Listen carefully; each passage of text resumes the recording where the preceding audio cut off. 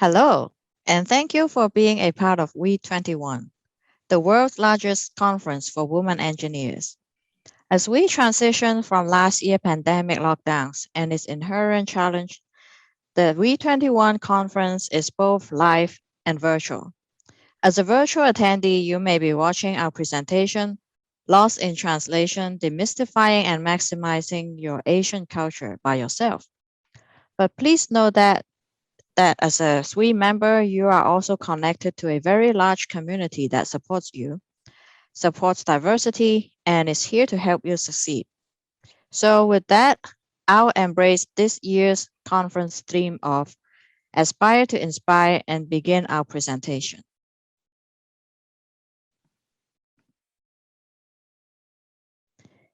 Asian Americans experience cultural bias and stereotypes that can enhance or inhibit their careers.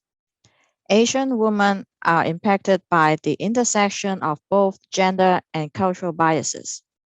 In this session, we will help attendees maximize the key aspect of their culture to promote career growth through the exchange of life stories and experiences.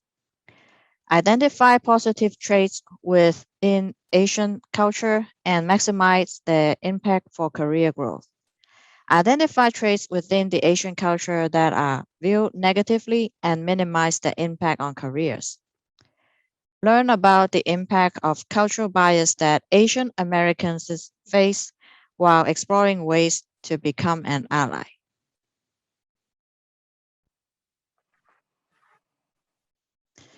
Let's start with some context around the term Asian Americans. Here is a map of Asia. As you can see, there are a total of 48 countries, and each country consists of diverse cultures. Asian Americans are the most diverse group economically in the US. With this amount of diversity, we won't be able to cover all cultural groups in this session. So we will focus on sharing a small sample of personal stories from our four panelists. I'll let our panelists introduce themselves. Hello, 你好. My name is Lisi or Chu 老师 in Mandarin. I am a proud Chinese American, child of immigrants, and first-generation college student.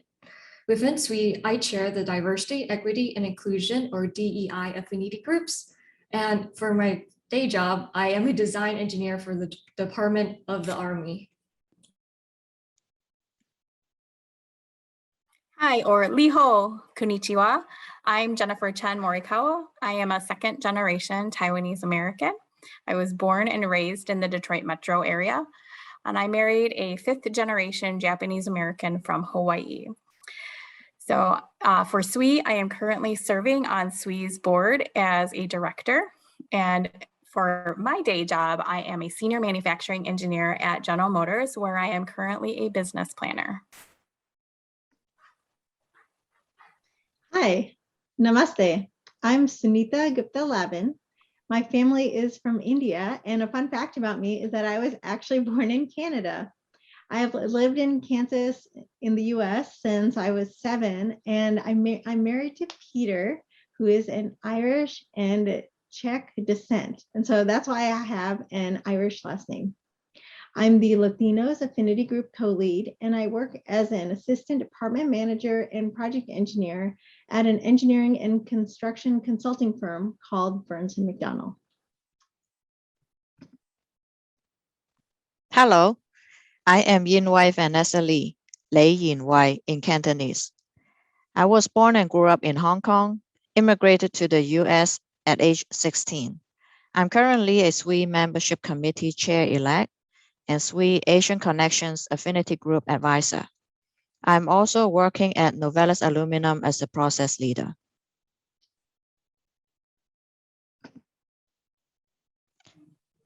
In the first part of this session, Lisi and Jennifer will share stories about their family, upbringing, and navigating college. In the second half, Sunita and I will share stories about work. Then we will conclude with tips and takeaways. Lisi?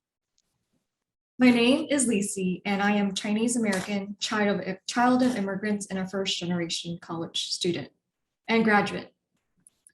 Asians are the fastest growing racial group or ethnic group in the United States, according to the Pew Research Center. But what does this all mean? And how have these identities influenced who I am today and who I strive to be? My story begins with my parents, as many of ours do. My family is from a rural village in China where they were laborers. They came to America to pursue the American dream and to have a better life. My mom had always wanted another child, and I was born a few years after they immigrated.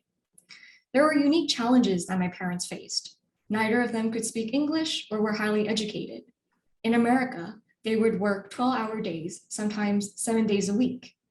My mom worked in a garment factory, and my dad bounced around Asian restaurants. It was the only type of work they could do to earn a living. Initially, they could not even afford to take care of me. So before my first birthday, I was sent back to live with my relatives in China. I spent my early childhood in the same rural village that my parents grew up in. I was eventually reunited with my family back stateside, but I was in a foreign country where parents I haven't seen in years and halfway around the world from the home I knew. When I came to America, I did not know the language or culture, but my parents emphasized education. I witnessed the sacrifices and struggles that my mom and dad endured to provide for me and my brother. I would later emulate the hard work and frugalness I saw in my childhood. I learned to be independent and reliable. I took on additional responsibilities such as writing checks, reading mail, and translating for my family, even before I had a grasp of the English language. I learned to help out around the house and cook dinner for my mom when she came home at night late. So I can also relate to Lisi and her families with the American dream. My family also moved from Taiwan. They came from a lower income family. And so my aunts and uncles had helped each other get their education and actually help my parents come over to the US. So my parents also started out working in the working class. My dad as a janitor and my mom was a cashier at Sears. And then they worked their way into salaried positions. Both of my parents did study at the university in Taiwan, but coming over, right, it didn't have that same level. The biggest difference I see with our experiences is really the time period in which I grew up versus Lisi. While today I feel like there's a sense of pride in your culture. It's cool to be different. It's cool to be you, and you emphasize all of that. When I was growing up in the 80s and 90s in a Midwest suburb, it was more, the US was more about assimilation, conform, be that melting pot, be a part of the American way. And so with that, because I was in that Midwestern suburb, I was made fun of a lot as a child for how I looked or what I ate. And that kind of made me not want to stick out. And that, kind of being coupled with our Asian culture to excel in academics, to be perfect and be the best. And really that kind of alludes to that not bringing shame to our families. Basically that whole model minority stereotype that had come about, it was, I was living it, indirectly, and I felt like I had to live up to it during that time. And although I definitely wasn't perfect in reality, neither were our families. We had to save face is what we would say in our Asian culture, and not, don't be embarrassed in public by anyone. And sometimes it kind of translates more into don't let people really know when you can't do something. I think today we kind of term this phrase as the imposter syndrome or the imposter phenomena, where you don't really have that confidence because you think someone's going to discover that you're not as capable as you thought, right? So you're saving face and you're pretending a little bit more just to make sure you're not being embarrassed. And for me, all of this kind of came through. This syndrome is definitely related and really deepened in college and carried on into my early in my career.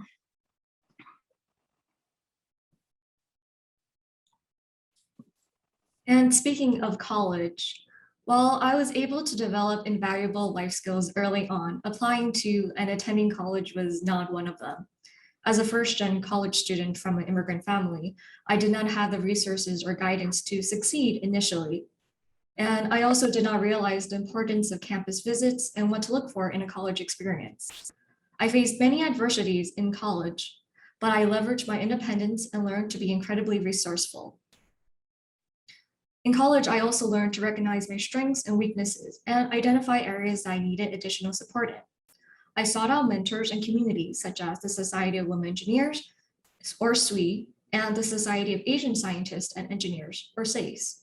In 2019, as a collegiate, I founded the SWE Asian Connections Affinity Group with a wonderful group of women, including those on the panel. My experiences have allowed me to understand the multitude of backgrounds that people can come from. My background has helped me to surround myself with a strong support network and role models. I hope through my story, I've deconstructed some of the stereotypes that Asians are well off, inherently good at school, or a monolith. Lastly, having a foreign name in a country like America can be a struggle. My name has often been misspelled or mispronounced. However, over the years, I realized the importance and even benefits of my name, including staying true to my identity, having a unique and meaningful name, and more. If you're interested in hearing the full story, check out last year's Lost in Translation 1.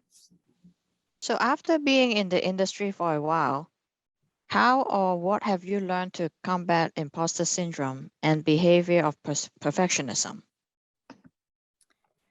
So thanks, Vanessa, for asking that question. So as I've gone through and reflected, I see that in the beginning, I worked extra hard to try to prove myself and prove to myself and really others that I was capable. And honestly, it was very exhausting and it really didn't help me gain self-confidence. What I have started to learn over the years was that it's okay not to know everything. I learned that from observing others that I worked with. And, I don't have to be perfect at everything. I had to change my focus to find my strengths and really the strengths that all of the team members have and understand the different roles that we can all play. Create all kinds of allies, both at work and in SWE, just like Lisi mentioned with her story, and really create that support system, that supportive environment, people who would really encourage you almost unconditionally. And another plug for SWE is that this is a great organization to be able to do that. One of the things that I try to focus on, for instance, when I was reflecting, is that I have a real knack for finding people or information, and I can make those connections to move projects and ideas forward. And a lot of people can probably apply this technique when they focus in their college career with their study groups or group projects, and then definitely as an industry, right? We always have to collaborate with different teams. I know I have been able to bring people outside my main team to get that consultation and really bring all in people that we need for our projects. Another lesson that I learned was to really keep recognition, the thank yous and praise, especially if they have measurable achievements of what I have brought to different teams. It really helps when I feel really self-conscious and really just stressed out about myself. And I use those as reminders like, yes, I did these, and yes, people recognize those. And Jenny, those are great points about things that we can bring from our Asian cultures to the workplace. And although Asian cultures are distinct from each other, they have a commonality in that they all value family, whether it's extended, multi-generational, or blended, and their responsibilities that come with that, which include caring for children, parents, and grandparents. As a manager, this helps me be more empathetic towards people who have different family situations. For example, we have some people who are worried about the perception of living with their parents after they've graduated from college because they're trying to save money. Another gentleman was worried that his perception or the perception of his commitment to work was being looked down upon while he was taking time to care for his mother. But because of my Asian roots, I see both scenarios as something positive, where people are valuing their most important asset, which is their family. Vanessa, do you have a story to share? Yeah, thank you, Sunita. So when I was 9 years into my career, I have been in the same role and the same department. I liked my role at the time, but I also want to grow and learn new skills. So I volunteered for a project in another department. But I was told that number one, you don't qualify, without giving me some advice on how to make me a stronger candidate for the project. Number two, you lack experience, instead of recognizing my transferable skills. Number three, the business needs you in this role. You are too important to leave. So my good performance became a liability that led me into being stuck as a consequence. Very often, people see Asians as hardworking, independent achievers who are loyal to the team. And working hard and being ethical is the way I was taught. Keep in mind that there's no such thing as cannot live without. Here are my advice for our audience. Instead of accepting all assignments, think about how to collaborate with people or delegate to someone more junior than you so that they can use this as a learning opportunity. This is also good for succession planning. Another advice is keep people in the loop about what you are working on so that it will be easier in the future to find your successor. Avoid giving people an impression that you are the only person capable of doing the work. Jenny, do you want to chime in? Yeah, so my piece of advice is to really look ahead at the future of the team and maybe the company, because there could be a change of direction. You don't want to get so specialized in something and not learn different things and not really understand what you want to do, where your position now becomes an expendable position. So, keep looking ahead. Yeah, and another point is that a manager doesn't have to be an expert in everything. That's why you have your team. So you just need to know how to bring out the best in your team members. And also keep in mind that a team consists of people with different skill sets and even different personalities, and those are all great assets. Thank you, Jenny and Sunita. I also have one more tips for allies. As a manager or colleague of Asian American, try to see their potential and encourage them to network and mentor others. By transferring knowledge, you can not only build up others, but you will create flexibility or rotation that is good for the organization. We want to grow people in different directions because the business focus may change and demand for expertise may change. In this way, we can reduce the risk of losing talent. Jenny, do you want to talk about your experience at work? Yeah, so I want to talk about being quiet in meetings. In our American culture, the person who speaks up and gets heard first is seen as smarter, more engaged, or motivated. This can be problematic being brought up with the elements of an Asian culture where there's filial piety, which, in case some of you don't know, is being like dutiful, loyal, compliant, respectful to our elders or people in power positions. So as children, usually we're talking last, or really you're just there to listen, right? Just listen, don't speak. And then being women or girls growing up, right? The boys were still considered more important. So, seeing that we're last and everything, and then you couple that along with the perfectionism that we all strive for, it really lends Asians to being looked at as too quiet, not engaged. And when really it could be just needing more time to think, process that data, and, or really craft that perfect thing to say I know I've been in a lot of meetings where there's limited time for brainstorming together, interruptions happen, you're kind of waiting your turn, and then you're thinking to yourself, oh great, I just missed my chance to talk because that topic has changed or a decision was made and now it's time to move on. Yeah, I agree, Jenny. In American culture, people that speak up are seen as more valuable. And in a meeting where everyone's kind of battling to get that limelight, if you're quiet, you're seen as not contributing. You might even be seen as less competent, but it's often the quiet people that have the best ideas. So to combat this, I want to share some great meeting tips for allies from the book Quiet: The Power of Introverts in a World That Can't Stop Talking.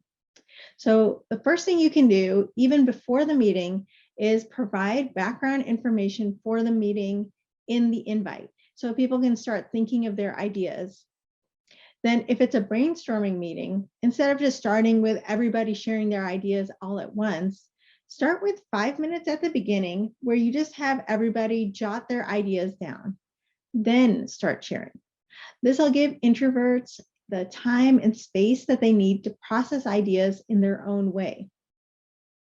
Now, in the meeting itself, if you're noticing that, hey, there's still some folks who haven't chimed in yet, take that opportunity to ask them for their opinion. So for example, Jenny, what ideas are you thinking of for this new product? These simple methods can ensure that the meeting is not only inclusive, but that you're also getting the best ideas on the table.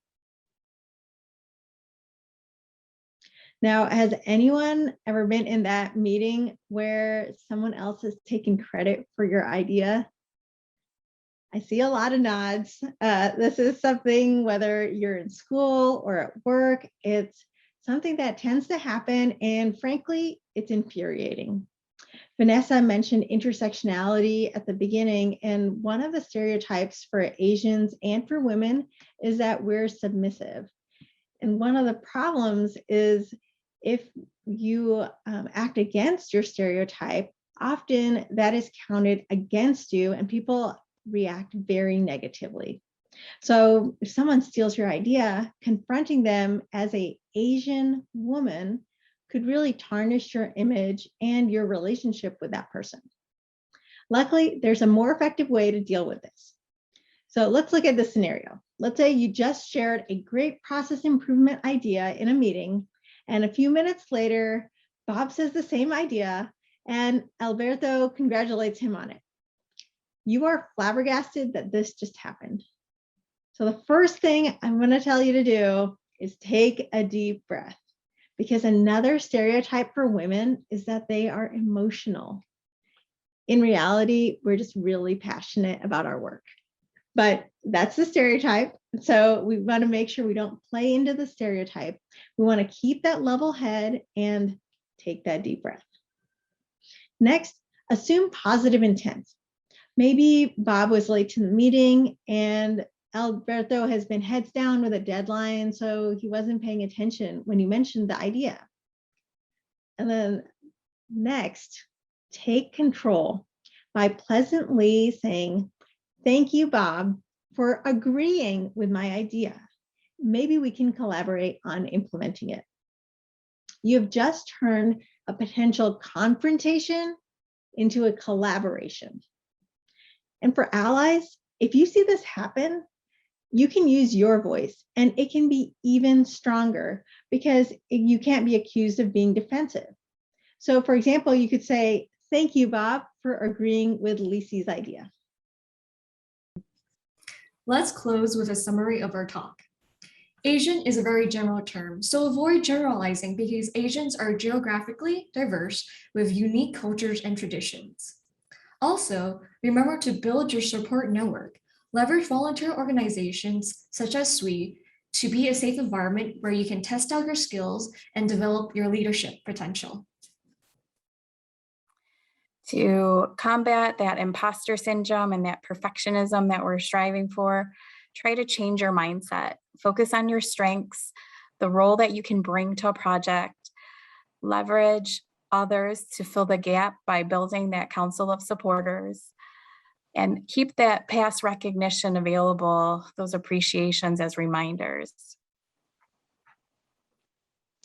Remember, network, delegate, and mentor. Think ahead in your career instead of just working hard, because you want people to know that you are someone with potential to grow and mentor junior colleagues. For ally, try to look at their potential and transferable skills and encourage them to try something new, continue to network, and mentor others. And allow introverts to collect their thoughts and give them opportunities to share in meetings. You'll notice I said introverts, and the great thing about this is we're being inclusive not only of Asian Americans, but other people who are naturally quiet. And by giving them that opportunity in the meeting to share their ideas, you're getting the best out of your team members. And instead of confrontation, try to cordially collaborate with somebody, even if they did repeat your idea.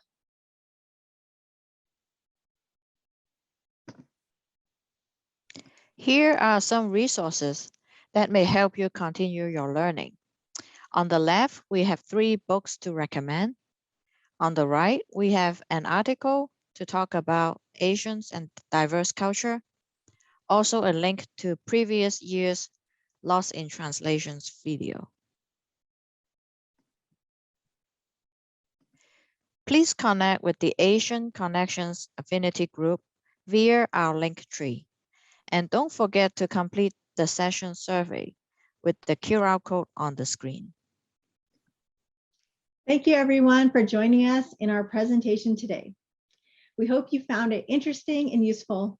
We appreciate you taking the time and initiative to attend this WE21 presentation virtually, and hope to have you join us in person next October at WE22 in Houston, Texas.